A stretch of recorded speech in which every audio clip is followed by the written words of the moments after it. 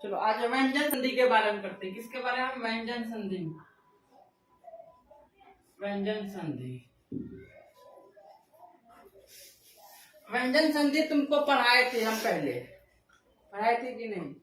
यानी व्यंजन संधि पढ़ाए थे, व्यंजन वर्ण पढ़ाए थे, स्वर वर्ण पढ़ाए थे। स्वर वर्ण उसको कहते हैं जो दूसरे के बिना अपने आप खुद हो जाता है, जो किसी की सहायता नहीं लेती, वो स्वर वर्ण। व्यंजन वर्ण क्या कहलाता है? जो दूसरे की मदद लेती है, वो क्या है? व्यंजन। जैसे क से लेकर के यहाँ तक वो सारा का सारा क्या है? व्यंजन है। क्योंकि अ की मात्रा आती है उसमें, जब अ की मात्रा आएगी तो व्यंजन आ गया। यानी क्या कहता है? यानी स्वर से कहता है। कौन कहता है? व्यंजन। हम तेरे बिन अब रह नहीं सकते, तेरे बिना क्या वजूद मेरा। मतलब ऐश्वर, हम तुम्हारे बगैर जी नहीं सकते हैं, हमें तुम्हारी क्या करते हैं? तुम्हारी जरूरत पड़ेगी। इसीलिए व्यंजन व व्यंजन संधि कहलाता है। यानी तुम जान लो व्यंजन संधि। पहले हम तो ये जान लेते हैं कि स्पर्श जो है, स्पर्श व्यंजन जो है कितने हैं? 25 हैं। कितने हैं? 25 हैं। जो कि क से कहा? क से म तक। तुम लोग को बोलना नहीं है, बस हाँ भरना है। यानी क से लेकर के म तक ये सारा कितना है? स्पर्श व्यंजन। यानी स्पर्श व्यंजन के बारे में पूछ दे कितने प्रकार के हैं, वो 25 प्रकार के हैं। दूसरी क्या कहता है? अंतस्थ व्यंजन। यानी ये 4 हैं। ये कितने हैं? 4 हैं। यानी य, र, ल, व। ये 4 जो है यानी अंतस्थ व्यंजन है। यानी अब जो वो उष्म वर्ण, यानी उष्म वर्ण कितने? ये भी 4 हैं। जिस तरह से क्या कहता है? तालव्य स, मूर्धन्त स, दंत स, उसके बाद साथ में ह। यानी उष्म हीट, जो उष्मा निकलती है मुंह से, वो यानी उष्म व्यंजन हो गया। यानी उष्म वर्ण हुआ। ये कौन सा वर्ण? जो उष्मा स बोलने में हमको हीट निकलती है, उष्मा निकलती है मुंह से, तो वो क्या कहता है? उष्म व्यंजन कहलाता है। अब चलो हम अपना परिचय, तो तुम समझ गई होगी। इस चीज को याद रखना है कि स्पर्श व्यंजन कितने हैं और क्या कहते हैं? अंतस्थ व्यंजन कितने हैं, या उष्म वर्ण कितने हैं? ये 4 में 8, उसके बाद कितना हो जाता है? 33। टोटल अगर मिला देंगे तो कितने हो जाते हैं? 33 हो जाते हैं। तो ये सारा का व्यंजन है। अब हम थोड़ा सा आप व्यंजन संधि के बारे में करते हैं। क्या चीज कहते हैं? व्यंजन संधि। यानी व्यंजन संधि कहता स्वर संधि की मदद लेती है। जिस तरह से हम मान लेते हैं, एक तुमको प्रैक्टिकल करके दिखा देते हैं। एक पढ़ाए क, च, उसके बाद ट, त, प। यानी क, च, ट, त, प। अब देख लो, क, च, ट, त, प। ये क्या है? इनके बाद अगर क, च, ट, त, प के बाद अगर कोई तुम्हारा स्वर आ जाए, स्वर वर्ण आ जाए, तब क्या करेंगे? यानी 3, 4। यानी क्या कहता? 3, 4 य, र, ल, उसके बाद व।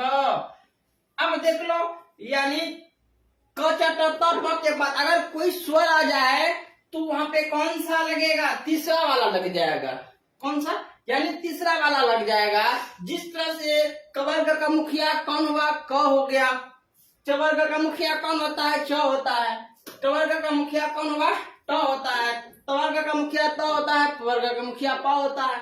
इसी तरह से अब देख लो, यहाँ क्या कहता है? जब कोई क, च, ट, त, प के बाद कोई स्वर आ जाए, तब क्या करना? उस कंडीशन में हमको क्या करना है? तीसरा फॉर्मूला को यूज करना है। बस रूल, तीसरा रूल को क्या करना है? बस देखना है। तो क का तीसरा रूल क्या हो जाता है? जल्दी बोलो। क के बाद क्या हो जाता है? यानी क, ख, ग। यानी तीसरा क्या हो जाता है? ग हो जाता है। क का क्या हो जाएगा? ग। च का क्या हो जाएगा? च, छ, ज क्या हो जाएगा? ज। ट, ठ, ड क्या हो जाएगा? ट, ठ, ड हो जाएगा। त, थ, द हो जाएगा। प, फ, ब हो जाएगा।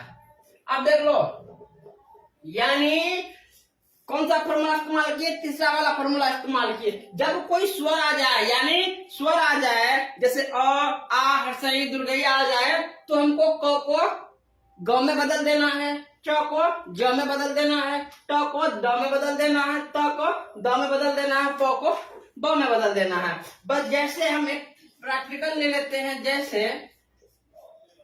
जैसे क्या कहता है, सत जोड़ आशय, आशय बाबू देख लो, सत जोड़ आशय, यहाँ त है, क्या है तुम्हारा, त है। अब त को हमको यहाँ स्वर वर्ण आ जाता है, त को किस में बदल देंगे, ब में बदल जाएंगे, तो क्या हो जाएगा, यानी त को किस में, द में बदल जाएंगे, क्या हो जाएगा, स द, यहाँ आकार है तो सदा सदाशय हो जाएगा। हमने समझे, इस तरह से क्या कहता है तुम्हारा ये क जो आ जाता है रूल नंबर 3, यानी रूल 3 को फॉलो करना है हमको, ऑटोमेटिक तुम्हारी संधि हो जाएगी। यानी दूसरा हम प्रैक्टिकल करके अगर देख लेंगे तो क्या कहता है, उत जोड़ घाटन, घाटन, तो बराबर इसका संधि क्या हो जाएगा, उत तो लिखेंगे अपने जगह पे, लेकिन हम जो बतलाए त के बाद अगर ग आ जाए, है ना, तो क्या बन जाता है, या कोई स्वर आ जाए तो क्या बन जाता है, द, यानी तीसरा रूप है, घ दूसरा रूप क्या हो जाता है, यानी द, क्या उद, उद, उद्घाटन। अब मान के चलो दूसरा हम जान लेते हैं, वाक जोड़ इस, वाक जोड़ इस, तो देख लो क के बाद क्या आ रहा है तुम्हारा, यानी स्वर वर्ण आ रहा है, तो क है तुम्हारी, देख लो वा, क के स्थान पे हमको तीसरा फॉर्मूला इस्तेमाल कर लेना, ग, तो वागीस, वागीस हो जाएगी।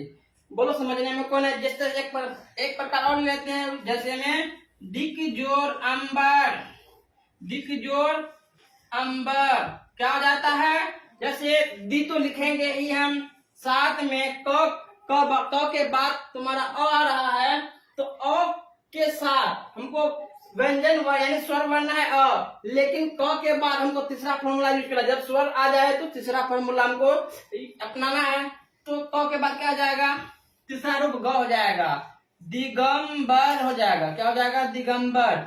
ये तुम्हारा था क का। तो आगे चलते हैं, इसको समझने में दिक्कत नहीं होनी चाहिए, चलो आगे चलते हैं थोड़ा और फिर चलो, यानी कचट तप के बाद, कचट तप के बाद अगर तुम्हारा म आ जाए, म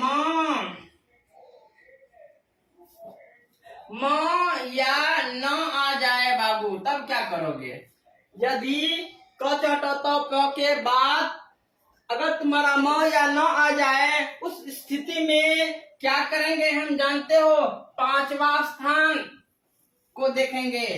तो क का पांचवा स्थान क्या होता है, अंग, च का पांचवा यानी पांचवा स्थान क्या होता है, यहाँ, ट का पांचवा स्थान क्या होता है, न, त का पांचवा स्थान क्या होता है, न, प का पांचवा स्थान क्या होता है, म, यानी ये सीधे कर लेंगे। जब कचट तप के बाद अगर म या न आ जाए, तब हमको बदलना है पांचवा स्थान पर, रूल नंबर 5 को फोकस करना है, पांचवा में बदल देना है, क को पांचवा बदल देना है, च को भी पांचवा लिख देना है, ट को भी पांचवा लिख देना है, त को भी पांचवा लिख देना है, प का भी पांचवा लिख देना है। तो जैसे अगर जान लेते हैं हम, जैसे उत जोड़ मूलन, मूलन, उत जोड़ मूलन, तो क्या बन जाएगा, अब देख लो यहाँ तुम्हारा म है, क्योंकि हम तो बतलाए त के बाद अगर म आ जाए तो तुम्हारी है यहाँ पे उत रहेगा, ऊ तो रहेगा, तो है जो तो क्या लिखेंगे, त के बदले में हमको यानी म आ रहा है, म आने के साथ जैसे म दिखे तो हमको क्या करना, त को पांचवा रूप कर देना है, त को तो पांचवा रूप क्या होता है, उन, न, उन्मूलन हो जाएगा, क्या हो जाएगा, उन्मूलन बच्चों। अब चलो आगे चलते हैं दूसरे में, उन्नति क्या था, उत जोड़ नति, नति, उत जोड़ नति, यानी क्या हो जाएगा, तुम जानते हो उन्नति हो जाएगी, लेकिन कैसे बना उस चीज को देखना हमको, तो लिखेंगे हम, तो क्या है, उत जोड़ नति, यानी ऊ तो लिखेंगे क्योंकि न है जो हम पढ़ाए हैं, क्या कि अगर तुम्हारे त के बाद या क च ट त के बाद अगर न या म आ जाए तो हमको किसमें पांचवा रूप कर देना है। जिस तरह से उत जोड़ नती उत तो के बदले क्या हो जाएगा न, तो यहाँ आधा न है तो न यहाँ पूरा कर देगा नति उन्नति हो जाएगा। क्या हो जाएगा उन्नति। जैसे एक मान जगत जो इस जगत जोड़नाथ लिखते हैं, जगत जोड़नाथ। अब जगत तो लिखेंगे जग जग त के बाद न आ रहा है तो क्या हो जाएगा डबल ग आ जाएगा। क्या हो जाएगा ग आ जाएगा। जगर ननो से जो ना का थ जगन्नाथ हो जाएगा। समझने में कोई दिक्कत तुम्हें नहीं होनी चाहिए। आगे चलते हैं ठीक है।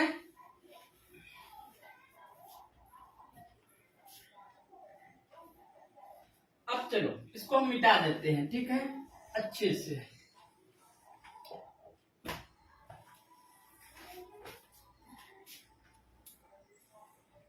चलो अब चलो तो द के बाद अगर तो द के बाद अगर तुम्हारा क्या आ जाए च आ जाए या ज आ जाए या तुम्हारा क्या कहते हैं ट आ जाए या ड आ जाए या तुम्हारा द आ जाए या न आ जाए या ल आ जाए, इस स्थिति में क्या करता है यानी त थ के बाद यानी त और द के बाद अगर तुम्हारा च ज ट ड क्या कहता है न ल यानी द न ल आ जाए, इस स्थिति में क्या हो जाता है यानी संयुक्त में बदल जाता है। ये क्या चीज में बदल जाता है संयुक्त में। जैसे यहाँ क्या लिख देंगे च च संयुक्त हो जाएगा, ज ज संयुक्त हो जाएगा, ट ट संयुक्त हो जाएगा, ड ड संयुक्त हो जाएगा, द ध संयुक्त हो जाएगा, न न संयुक्त हो जाएगा, ल ल संयुक्त हो जाएगा।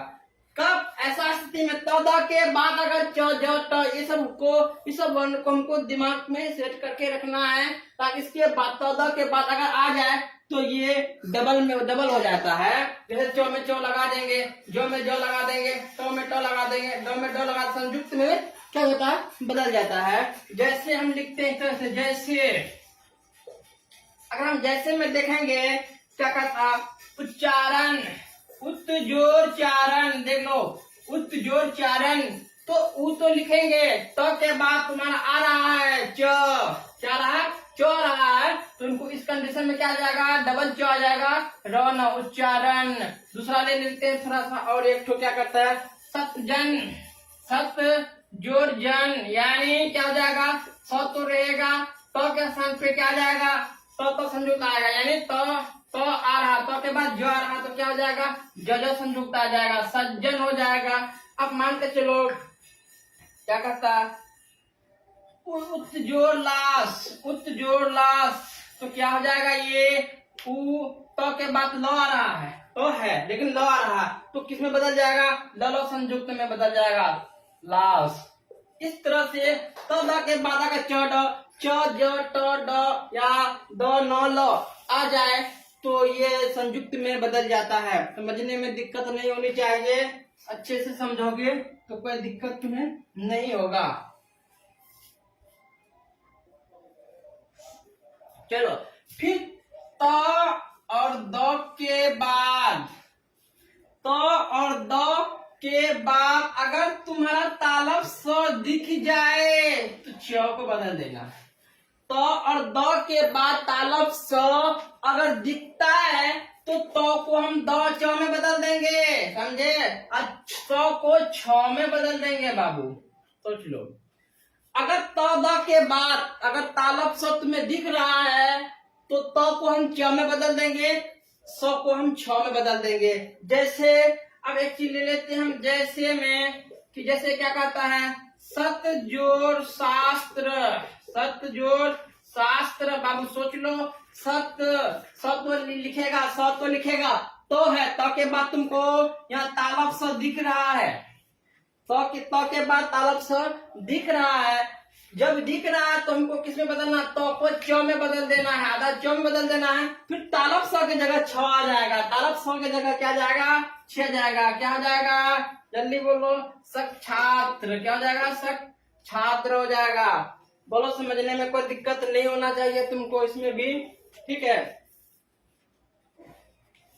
चलो ध्यान दो फिर अब मान लेते फिर तो या द के बाद, तो या हंसना नहीं कोई, तो या द के बाद अगर तुम्हारा कोई ह आ जाए या घ आ जाए, या देख लो तो और द के बाद अगर ह आ जाए या घ आ जाए तो उस स्थिति में क्या किया जाता है, तो जो है द में बदल जाता है, तो जो द में बदल जाता है, ह किस में बदल जाता है बाबू, ध में बदल जाता है, घ तो वैसा का वैसे रहेगा। तो यह तो द के बाद अगर ह या घ आ जाए तो द में बदल जाता है, ह घ में बदल जाता है, लेकिन जो घ है वो घ का घ रहेगा।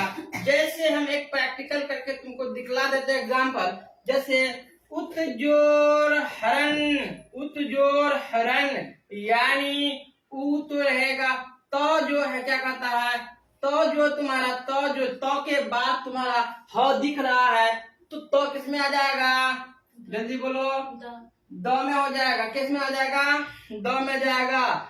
अब ह किस में आ जाएगा, ध में हो जाएगा, धारण क्या हो जाएगा, उदाहरण हो जाएगा।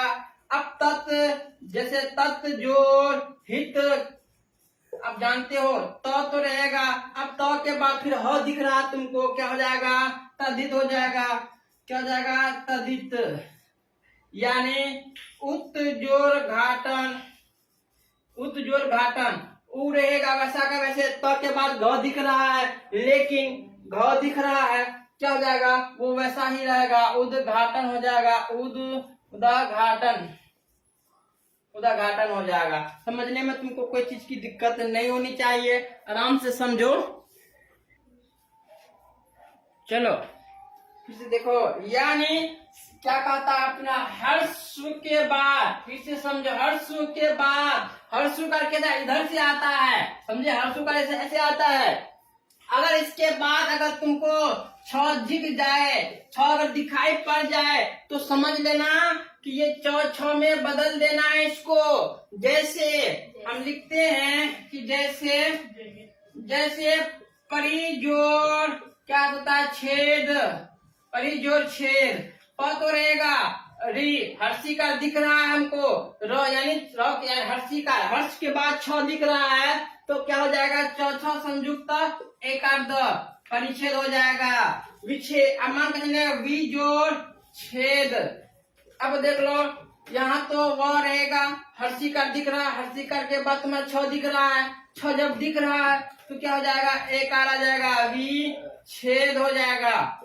समझने में दिक्कत नहीं होनी चाहिए, आराम से समझो। चलो अगर तुम्हारा ये मूर्धन्त स दिख जाए, मूर्धन्त स के बाद अगर त या थ आ जाए, समझे, मूर्धन्त स के बाद अगर त या थ दिख जाए तो उस कंडीशन में क्या करता है, त को ठ में बदल देना है, ठ को ठ में बदल देना है, बस एक ही सिंपल है।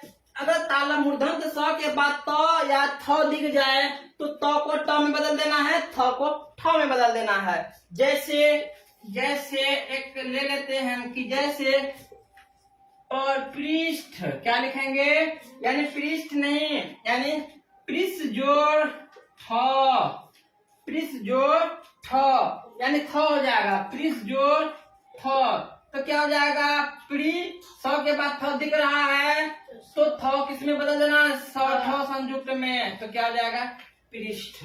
चलो आगे चलते हैं और एक चीज और मान लेते हैं, ठीक है, इसी के अंदर हम दर्शा देते हैं। अगर म के बाद क्या चीज, अगर म के बाद अगर तुम्हारा कोई क्या कहता है कि अंत अस्थ व्यंजन आ जाए, व्यंजन आ जाए, यानी य र ल व, या तुम्हारा उष्म, बहुत इंपोर्टेंट, उष्म वर्ण आ जाए, यानी तालव स, मूर्धन्त स, उसके बाद क्या कहते हैं, दंत स, उसके बाद या साथ में ह।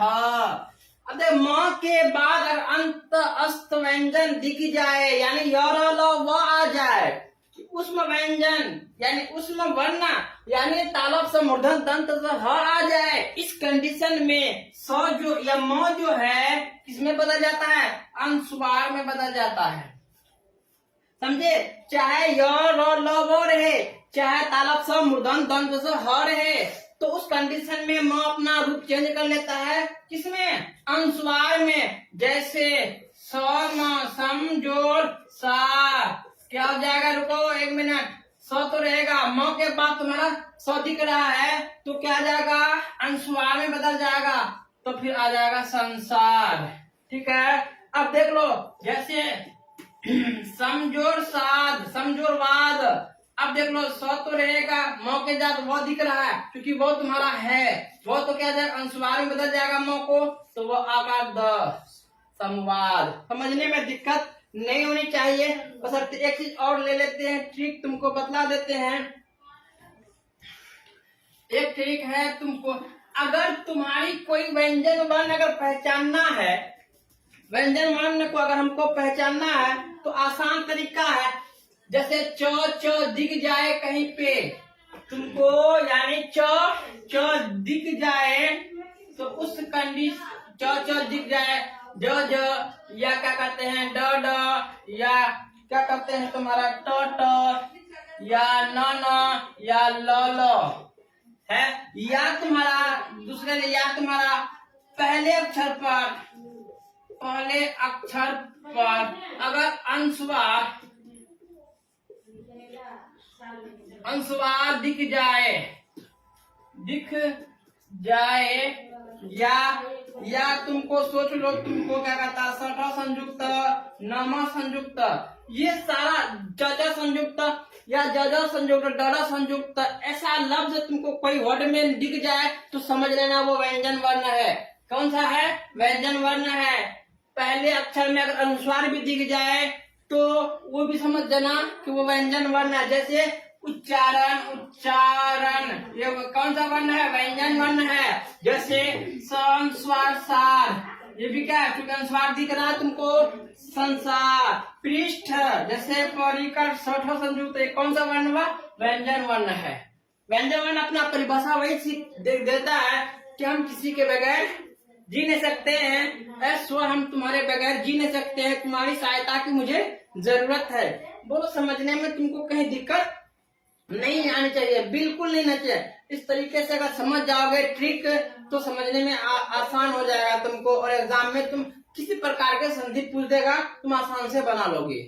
बशर्ते तुमको समझना है, इन चीजों को नहीं समझोगे तो दिक्कत हो जाएगी। हम बार बार कहते, तुम लोगों से रिक्वेस्ट करते हैं कि जितना अच्छा से समस्या को समझ लो, नहीं समझ में आता फिर से पूछो, हम बताने के लिए तैयार है, तुम्हें कोई एतराज नहीं है।